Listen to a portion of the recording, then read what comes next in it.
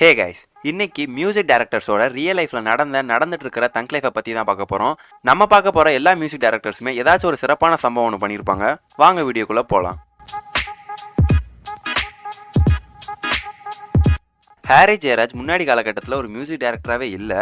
9 இயர்ஸ்க்கு மேலே நிறைய மியூசிக் டைரக்டர்ஸ் கிட்ட மெஜிஷியனாக ஒர்க் பண்ணியிருக்காரு. எக்ஸாம்பிளுக்கு யுவன், ஏஆர் ரஹ்மான் சார், இந்த மாதிரிலாம் சொல்லப்போனால் ஒரு 200 ரூபாய் சம்பளத்துலேருந்து தான் ஸ்டார்ட் பண்ணியிருக்காரு. தானு சார், அவர்கிட்ட நான் மியூசிஷியனாக சம்பளம் வாங்கியிருக்கேன், மியூசிக் டைரக்டர் இல்லை. யுவன் கிட்ட சம்பளம் வாங்கியிருக்கிறேன் மியூசிஷியனாக. ரஹ்மான் சார் கிட்ட வாங்கியிருக்கேன், கார்த்திக் ராஜா கிட்ட வாங்கியிருக்கேன், 200 ரூபாய் சம்பளத்துலது. அப்புறம் 2001 வந்த மின்னலை மூவிக்கு ஹாரி ஜெயராஜ் தான் மியூசிக் கம்போஸ் பண்ணாங்க. அந்த படத்துல வந்த எல்லா சாங்குமே ஹிட்டு தான். வசீகரா பாட்டுலாம் பிடிக்காதவங்க யாருமே இருக்க மாட்டாங்க. அப்புறம் இது ஹாரி ஜெயராஜ் அவர் மியூசிக் டைரக்டரா ஒர்க் பண்ண ஃபர்ஸ்ட் ஃபிலிம் மின்னலே. இதுல தங்க் என்னன்னா, அந்த இயருக்கான best music director award Harris ஜெயராஜுக்கு தான் கிடைச்சது. Album of the year goes to Harris Jayaraj.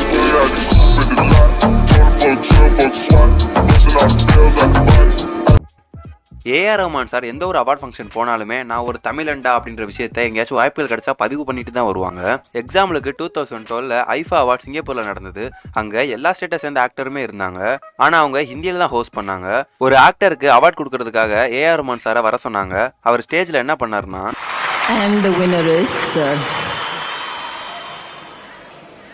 இந்த ஐஃபா சிறந்த நடிகருக்கான விருது.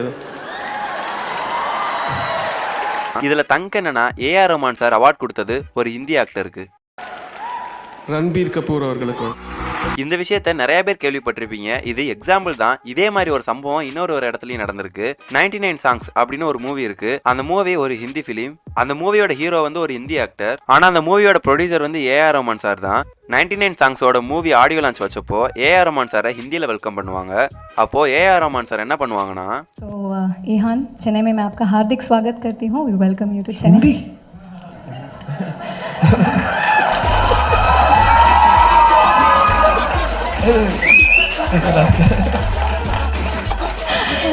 முதல்ல கேட்டேன் தமிழ் பேசுங்களான்னு.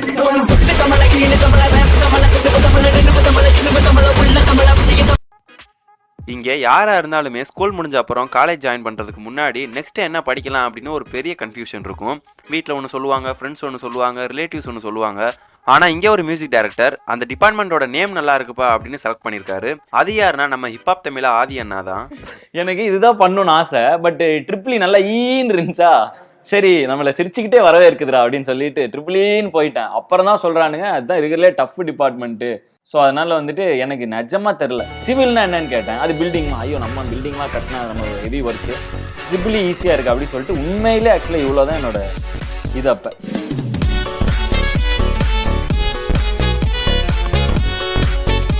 அடுத்து நம்ம பார்க்க போறது யுவன் சாரை பத்தி.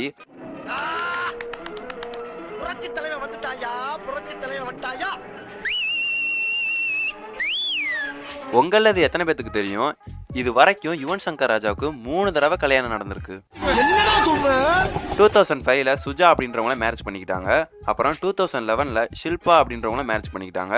அப்புறம் ஃபைனலா 2015 ஷஃபருன் நிஷா அப்படின்ற ஒரு முஸ்லீம் பொண்ணை மேரேஜ் பண்ணிக்கிட்டாங்க. இப்போ அவங்களோட தான் சேர்ந்து வாழ்ந்துட்டு இருக்காங்க.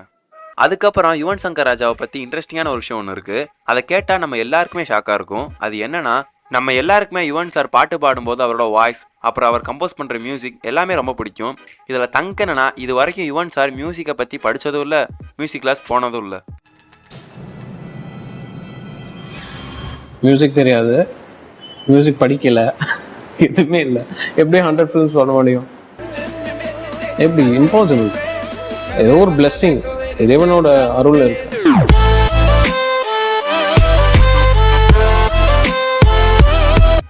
அனிருத் சாருக்கு 30 வயசு கிட்ட ஆயிடுச்சு. ஆனாலுமே இன்னும் சிங்கிளா தான் இருக்காரு. இப்போ அவர் சிங்கிளா இருந்தாலும் கூட முன்னாடிலாம் லவ் ஆகி ஃபெயிலியர்லாம் கூட ஆயிருக்கு. எக்ஸாம்பிளுக்கு அனிருத் சாரோட ஃபர்ஸ்ட் ஃபிலிமான 3, அந்த மூவிக்கு ஏன் 3ன்னு டைட்டில் வச்சாங்கன்னா, ஸ்கூல் டேஸ்ல அனிருத் சார் ஒரு பொண்ணை பார்த்திருக்காங்க. அந்த பொண்ணோட இருந்த லவ் 3 ஹவர்ஸ்லயே முடிஞ்சிருச்சு. ஸ்கூல் டேஸ்ல நீங்க யாராவது லவ் பண்ணிருக்கீங்களா? இல்ல பண்ணிருக்கேன், ஆனா அது எதுவுமே நடக்கல. ஸ்கூல்ல ஒன்ஸ் பண்ணிருக்கேன். அது ஏதோ அந்த சைல்டிஷ் இதுல அது அப்படியே ஒரு 3 ஹவர்ஸ்லயே போயிடுச்சு. அதுக்கப்புறம் அனிருத் சார் ஆண்ட்ரியாவை லவ் பண்ணிருக்காங்க. அனிருத்தை விட ஆண்ட்ரியாவுக்கு வயசு அதிகம். அதனால அதுவும் பிரேக்கப் ஆயிடுச்சு. கம்மியான வயசு பொண்ணு தான் தேட போறேன். பேர் வந்து ஆண்ட்ரியா அப்படின்னு வந்து அது பிரேக்கப் ஆகி ஆனால் 1.5 years. அவங்களுக்கு வந்து அப்போ என்ன வயசு? 25. எதனால பிரேக்கப் ஆனீங்க? இப்போ சொன்னல 25. அனிருத் சாரோட பெஸ்ட் ஃப்ரெண்ட்ஸ்னாலே அது சிவகார்த்திகேயன் அண்ணாவும் நெல்சன் சாரும் தான். மிஸ்டர் லோக்கல் மூவி வந்த டைமிங்ல டிடி அக்கா வச்சு விஜய் டிவில ஒரு ப்ரோக்ராம் வச்சாங்க. அப்போ டிடி அக்கா லவ் ஃபெயிலியர் வச்சு ஒரு டியூன் போடுங்க அப்படின்னு அனிருத் சார் கிட்ட கேட்பாங்க. அதுக்கு நெல்சன் என்ன சொல்லுவாங்கன்னா, ஓகே லவ் ஃபெயிலியர். ஆமா, லவ் ஃபெயிலியர்னா என் தலைவன் வேற லெவல். ஹார்மோனியத்தை ஆர்ல வச்சு வாசிப்பாங்க.